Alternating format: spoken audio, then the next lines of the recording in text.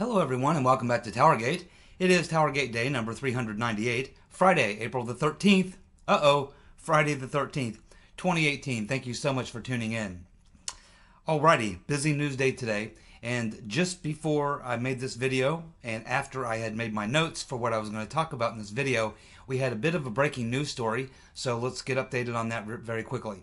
It appears that we're getting some sources that are reporting that maybe what the Mueller or Rodenstein or this FBI field office in New York were looking for more than maybe Hollywood Access tapes or something like that. It appears that maybe what they were really looking for is some tapes of Michael Cohen, where he essentially is talking into a recorder about conversations he's had with both business-related people, maybe having some association or something to do with Trump, and even possibly notes that he was giving about people associated with the Trump campaign, people in the Trump campaign that he had had conversations with. So apparently Michael Cohen used some sort of an audio recording device, a little handheld device, and he often, it appears, often after he had a meeting or something like that, or had something on his mind that he wanted to be discussed or wanted to share with other lawyers in his group, that he would oftentimes use this little audio recording device to record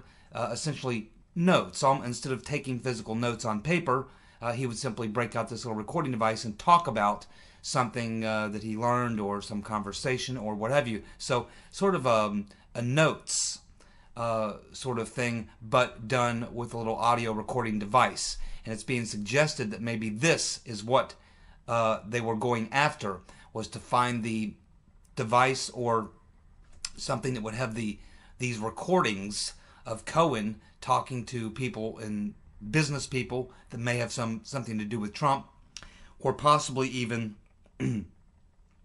have some of these recorded note-taking sessions of Cohen after he had had discussions with political people and possibly people in the Trump campaign. So this is kind of being reported now. Don't know if there's anything to it. It's just something that's being floated out there. Obviously some kind of a leak. Where it's coming from, I don't know. Could come from Mueller, could come from the FBI in southern New York. It's really hard to say. Other people who may know this, because the source of this was people who know Cohen. Now, it's kind of strange that we would just now learn this, because if these people had this information that Cohen liked to do these audio recordings, note-taking sessions on audio, that's something that probably they would have learned beforehand. But maybe someone let that slip, or somehow it became known to Mueller, and he said, hey, there may be some recordings of Cohen talking about this or that or the other thing. We need to get our hands on that, and the best way to do it is this way. So again, it's a shady deal, and there's not many more details about it, but that's what we've learned up to this point. So I just thought I'd bring you up to date on that. I'm sure we'll learn more in the days to come. Now, in the last video, at the end, I posed a question, which is, should Rodenstein be fired? How and who should do it? And I didn't pose the question because I had, was prepared to give you the answer. Like I said before, I don't think there is a good answer to this problem of Rodenstein. I think it's one of those problems where you have several solutions, none of them particularly good. I do believe that there's probably several correct things that you could do that would be correct. I don't think that they would be politically wise, but they may be correct. So I do hope that all of you had a chance to go and read everybody's comments, because I read them all, and there's some really great comments, and it seems that the majority of people seem to believe that Rodenstein should be fired. I also agree that Rodenstein should be fired. Most people seem to believe that it should be Sessions that does it. I agree. I agree that Rodenstein should be fired and that Sessions should be the person to do it. Will that happen? Well, I don't think it will happen right now, but I do think it's possible that if the Inspector General Horowitz's report is a legitimate report and it does point out Rodenstein's liability, whether it be criminal misconduct or just bad conduct, either of those two, I think, would be justification for Sessions to fire Rodenstein. And I don't know if he wants to do that. I honestly think he probably doesn't. But that would certainly be the scenario I could see. I don't see it happening before the IG report. I think there has to be more, even though I think that giving the okay to Mueller to do the raid on Trump's attorney, I think Sessions should at the very least have called Rodenstein in. And of course, Sessions may have known, I don't know. But at that point, he definitely should have had a talk with Sessions. Obviously, Trump had his own little meeting with Rodenstein today. I would love to have been a fly on the wall for that one. And there's nothing really been leaked out, and I'm sure, I don't know who would leak it, but there's nothing that we've really learned about what took place in that meeting. But I bet you Trump read Rodenstein the Riot Act. I guarantee, I don't know that he tried to order Rodenstein to do anything, but I bet he told him, I bet Trump told Rodenstein what he thought about it. I guarantee you that. I'm sure Rodenstein, his ears were smoking when he walked out of that meeting. I'm sure he didn't like what he heard. Again, I doubt that Trump tried to order him to do anything. It's possible, but I think Trump just probably gave Rodenstein a piece of his mind more than anything is probably what happened. I'd love to have been a fly on the wall. Maybe we'll get some leaks about what happened in that meeting. I don't know. I'm certain that Rodenstein won't be talking. Maybe Trump will. Maybe Trump will say, hey, I had Rodenstein here yesterday and I told him this. Maybe he'll give us that tweet. That would be fantastic. But I don't think that'll happen either. So we'll just have to wait and see. But anyway, the comments on the Rodenstein thing were very, very good. I hope you all get a chance to read them all. Again, there's no right answer, no wrong answer, no great answer, no correct answer. It's a very complex problem, and the politics of it make it very difficult. If it was just a matter of what's right and wrong, what is legal and not legal, can Trump fire him? Can Sessions fire him? Yes and yes. Is a reason and cause for them to fire him? Yes and yes.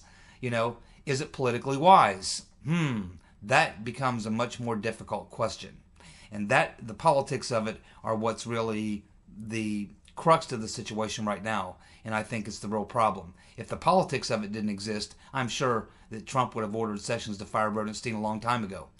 But let's look at just a few facts to support what many of us feel, just so we can keep this all in perspective, exactly what we're talking about here. In terms of Rodenstein wrote the memo to Trump recommending Comey's firing. Rodenstein wrote the memo to Trump recommending Comey's firing. That makes him a witness. So he is acting both as prosecutor and witness. That in itself should have caused Rodenstein from the very beginning to recuse himself. He had more reason to recuse himself than Sessions did. But he did not. So therefore, yes, based on this alone, Sessions should fire Rodenstein. Rodenstein knew about the dossier. He participated in misleading the FISA court. He signed off on at least one FISA warrant. He knew this when Sessions recused himself. And there again, Rodenstein, because of this fact as well, should have said, I'm sorry, but I'm compromised in this investigation. I cannot do it. We'll have to put it to the Solicitor General or whoever else. Or maybe I have to resign. Any of those options would have been fine. But he did not do that. And has further compromised himself, if you ask me. But again, based on this, another good reason why he should be fired. And Sessions should be the one to do it. Abuse of power. I think there's clear evidence of an abuse of power. The raids on Manafort and Cohen and the way that they were done, for the reasons they were done, to me looks like abuse of power. I think a case could be made by Trump's lawyers for that. I think Sessions should be able to take a look at that. And for this reason, I believe Rodenstein should be fired or he should resign. Probable cause to launch the investigation. At this point, we still have not been given a legal reason, what would qualify as legal probable cause for the investigation to have begun in the first place, which means that Rosenstein botched it from the very beginning. And for that reason, again, he should either resign or Sessions should fire him. Conflict of interest. Rodenstein, again, he wrote the memo to Trump on the reasons why they should fire Comey. His wife also represented Hillary Clinton 17 times. She also represented Obama and other Democrats. Therefore, here he has a conflict of interest. Again, he should never have accepted the appointment. He should have recused himself or resigned. And for this reason as well, he should be fired by Sessions. Rodenstein has been blocking Congress from getting the documents. He's the number one man that's been standing in the way. And for this reason, he should be fired, impeached. And that could be done by members of Congress. They could impeach Rodenstein for not executing his responsibilities. Rodenstein cites collusion as the reason to begin the investigation. Collusion is not a crime. Therefore, the entire investigation is based on non-crime. Therefore, should not be an investigation. And for this reason, again, this would go into abuse of power. Rodenstein should resign or he should be fired by Sessions. Rodenstein gave Mueller authority he was not authorized to give. The special counsel guidelines say that the scope of the investigation must be specific. Oh yeah, there are rules, written rules about how these types of special counsel investigations should be run and how they should be organized. And Rodenstein has violated the rules of the special counsel guidelines. And for that reason, he should be fired by Jeff Sessions. Rodenstein accepted the Deputy Assistant Attorney General position knowing he was compromised and conflicted. Yet he accepted that position anyway. And there's probably several places that this becomes a problem. But either way, accepting that position and continuing with it and doing the things he's doing and even expanding this investigation, giving Mueller the authority that he's not even authorized to give, means he is compromised and conflicted. He should be fired by Jeff Sessions. Rodenstein is not even qualified to appoint a special counsel to investigate Trump, according to the special counsel guidelines, which are very clear that you cannot have anything that would look to be a conflict of interest. But we know that Rodenstein, Comey, and Mueller are all friends and former colleagues. Conflict of interest. Therefore, Rodenstein should never have accepted the role of appointing a special counsel. He never should have done it, and it certainly should not have been Uncle Bob, the executioner, Mueller. For this reason, he is again compromised and should be fired by Jeff Sessions. So there's a lot of reasons. It's not just because we don't like him, and just because I call him Rodenstein, and we think about him as a rodent or a rat, which he is. There's many good reasons. Many, and this is not all. There's more.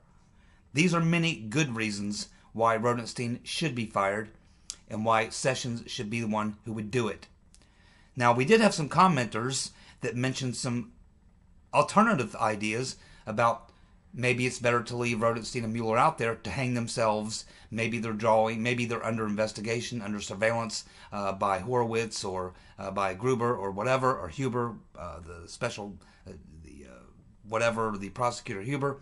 Maybe they're investigating these guys. Maybe by leaving them in place, they're leading them to more rats, more evidence. This is obviously a possibility. But I think that where we are now is pretty much where we have been for the past 3 or 4 months as we're working through this. Notwithstanding the fact that Rodenstein should be fired and Sessions should be the one to do it, even though there's some commenters that make some very good comments about maybe looking at it another way, leaving these guys around. Yakmaster made a very good comment in regards to this, which I hope you all will take a look at on his comment. That would be day 397, TowerGate. If you haven't read all the comments, day 397, I urge you to do that. They're very, very good. So, and that's why I asked the question to all of you. I wanted to take your temperature, not because I was looking for a right or wrong answer or correct answer or what have you. I was looking to take a temperature to see what everybody is thinking. And it pretty much, was about what I thought. So yeah, there's some really good comments there about what everybody thinks. But I think for the most part, until we actually get the Inspector General report and see what Huber does, whether he indicts people or whatever, just what we know about Rodenstein at this point, from what we know, he should recuse himself. He should step down. He should resign. Or if he doesn't, he should be fired. Once the Inspector General report comes out and we see it in writing from the Inspector General that Rodenstein was involved in getting the FISA warrant, he signed off on it, he knew it was salacious and unverified, they misled the FISA court, that alone, if nothing else, that alone should cause him to step down and resign. If not, he should be fired by Sessions immediately following that IG report coming out. And that's what it should tell us, if it's a legitimate report. If it's not, if the IG report comes out and we see it's just another extension of the cover-up, and all we get is, well, there was some bad conduct, some things were done that shouldn't be done, blah, blah, blah, blah, blah. And we see no criminal indictments following that. We see no no place where the IG says, hey, there were criminal violations here. If that does not happen, we are looking at a completely different set of circumstances, and we'll have to move into a completely different way of looking at this and talking about this every day. Right now, we're up in the air. We're kind of in suspended animation. We don't know what to think until we see that report. Once we see the IG report, and remember, there'll be multiple reports, but the first one deals with the FBI's handling of the Clinton email investigation and FISA abuse. Two things that would involve Rodenstein, Comey, Lynch, and the crew, and should bring into question Rodenstein and whether or not he's fit to serve. That is where I think we are. Thank you so much for commenting and taking the time to participate in that discussion about Rodenstein. I appreciate each and every one of you who took the time. Now let's get to some more TowerGate news. Well, it looks like there's a dark horse that may be coming out of nowhere to possibly challenge to be the next Speaker of the House, assuming that we hold on to the Congress. And I believe we will. That dark horse that's emerging is none other than Jim Jordan. Wow. Whew. Man, oh man. Would I ever love to see Jim Jordan? It's kind of a long shot because he would be making such a major move up from a congressman, a relatively young congressman, relatively new congressman, into the Speaker position. Generally, you kind of work your way up. And you got to get up in the hierarchy. There's a lot of things you have to know about process and things like that that he's probably not clued in on, which might cause some issues. But as far as purely his credibility, his trustworthiness, the confidence that many conservatives and Republicans across the country have, the love and admiration they have for Jim Jordan, for being the patriot and the fighter he has been, man, I don't think you'd find any of us who would have a problem with Speaker Jim Jordan. Wow, that would be fantastic. The Rotten Reverend was at a fundraiser. That shouldn't surprise us. She was at a fundraiser and she said, "We are living through a war on truth, fact, and reason, as a racist and white supremacist views are being lifted up in the media and in the White House." She also stated in this speech that Mad Maxine Waters is her dear friend. Well, this is some very coded language here where she says that we're living through a war on truth, fact, and reason.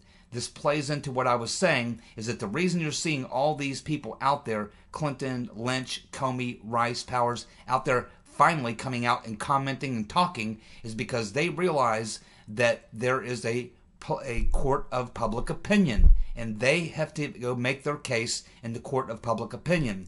They also want to try to use this as a wedge, because if they know that indictments are coming, and I think a lot of these people know indictments are coming, they want to be able to say it's a political witch hunt. They want to be able to say, hey, they're coming after us. Trump is sticking sessions on us because he's like Hitler, he's like Stalin, he's this and that. This is exactly how they're going to play it, and they're going to play it in the court of public opinion, and the media will be on their side, and that's how they are going to try to get out of their criminal liability. They're going to try to turn it into politics. They're going to try to take crimes, criminal conduct, and actual facts leading to charges and indictments, and they're going to say it's all because of politics. It's all because of Trump and the evil Hitler, the orange Hitler. This is what they're going to try to do, and you can see it in their language every time they go out and make a speech or write a book or go on to do a TV interview. This is exactly what you're seeing across the board. They're preparing. They're preparing for what they know is coming. ABC News. You're going to love this story. ABC News is reporting that Comey writes in his book that he felt obligated to take more of a personal role as the public face of the investigation, talking about the Hillary Clinton investigation, rather than deferring to the then Attorney General Loretta Lynch, in part because of something involving Lynch that he cryptically refers to as a development still unknown to the public to this day. What is he saying here? Well, he just knocked Loretta Lynch back on her heels a bit, because she came out and did her little interview. So what's Comey do? This is a leak.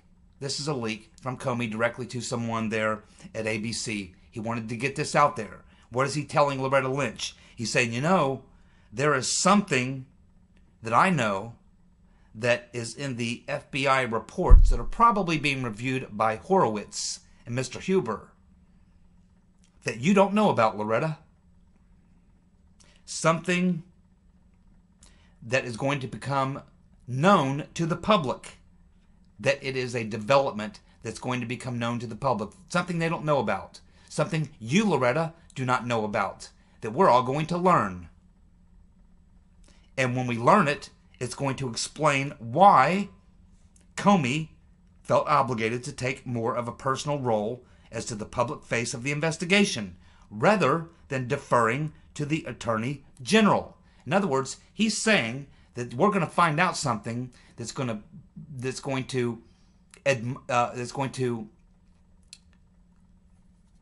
relieve him of his guilt or criminal liability, because we're going to find out something about Loretta Lynch, something she knew, something she did, something she was aware of, something she was doing, who knows. But there's something there that Comey says is going to exonerate him and put the onus on Loretta Lynch. And he's saying this publicly in a statement that this is going to be in his book, which is coming out on the 17th.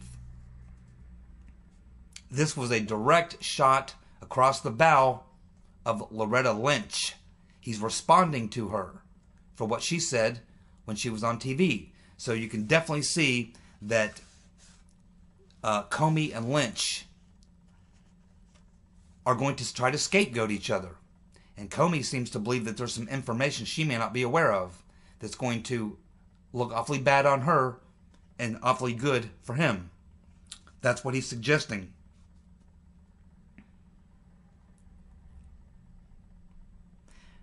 The Daily Caller is now reporting on a story we talked about a week or two ago, stating that Mueller may be preparing a report on Trump and possible obstruction of justice.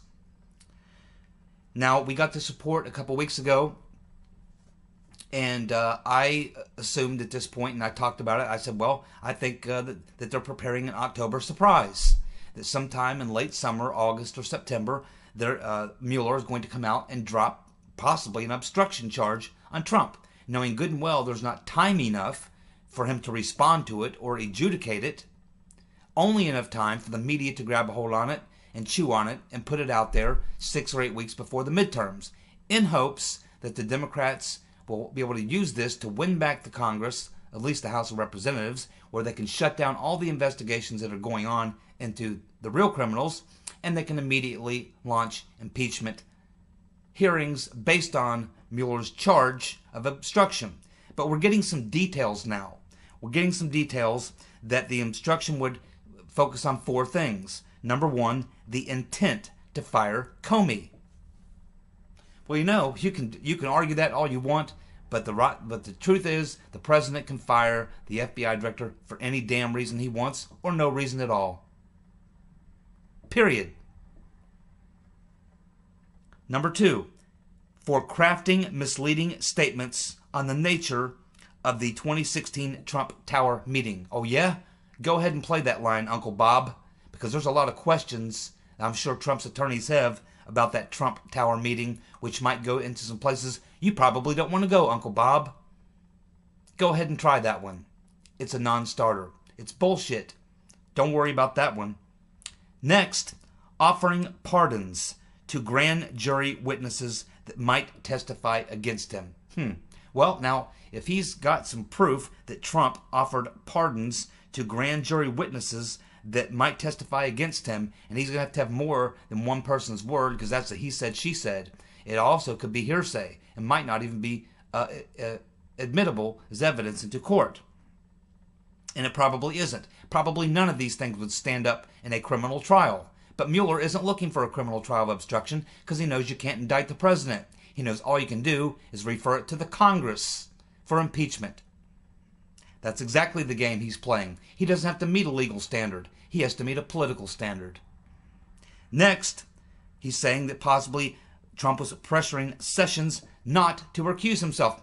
Whoop-de-doo. He's allowed to pressure Sessions not to recuse himself. He's the president. Sessions works for him. He said, hey, dude, don't recuse yourself. We all know he didn't want Sessions to recuse himself. He talks about it and tweets about it damn near every week, if not every day. None of these things would stand up in court for even 5 seconds. But here's the plan. Mueller knows you cannot indict the president. Okay? He knows that ain't going to work and none of this stuff would stand up in court. But he knows that he's dealing not in the criminal environment, but in a political environment. And so, if he drops this stuff 6 or 8 weeks before the election, and it causes the Democrats to win the election, they can then use these 4 things to launch impeachment hearings, because it's not a criminal proceeding. It's a political proceeding, and you can impeach the president for the hell of it, if you can get enough votes to do it. And that's exactly what this would be used to do. But the problem, and the reason that we're seeing some sense of urgency here, is that Uncle Bob is at the same time, he is looking at the public pressure building against him. He's watching the president's approval ratings go up. He is watching Manafort fighting him on every one of those charges. He is looking at the fact that Papadopoulos may never even be sentenced. He is looking at the fact that Flynn may have his charges dropped, reversed, or certainly his situation is going to change, and Flynn may end up never seeing sentencing at all either. He is also realizing that the IG report probably is coming out pretty soon, and it may be very damning for the man who's giving him all his power, Mr. Rodenstein, and that Mr. Rodenstein may not be around very much longer. And so this is causing Mueller to do something now that he wanted to do in September or October. His October surprise may be he's being forced to put out his October surprise, or at least a teaser at least a little teaser, because he feels that the hour, the time is running out on him. He wants to drag this out until September, but he may not be able to, because he can't control what's going to come out of the IG report. He can't control what Mr. Huber does. He can't control a lot of the things going on around him. He can only control what's going on within his investigation that he and Rodenstein are putting on. So he's in a very difficult position, Mueller is, right now, and Rodenstein, because they don't know what's coming down the pipe from the IG report, or possibly what's coming from this U.S. Attorney Huber acting as a prosecutor.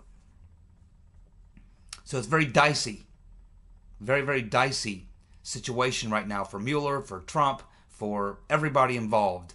So many unknowns, so many balls in the air, so many decisions to make, and trying to make decisions when you really don't have enough information to make a good decision, it leaves everybody kind of in a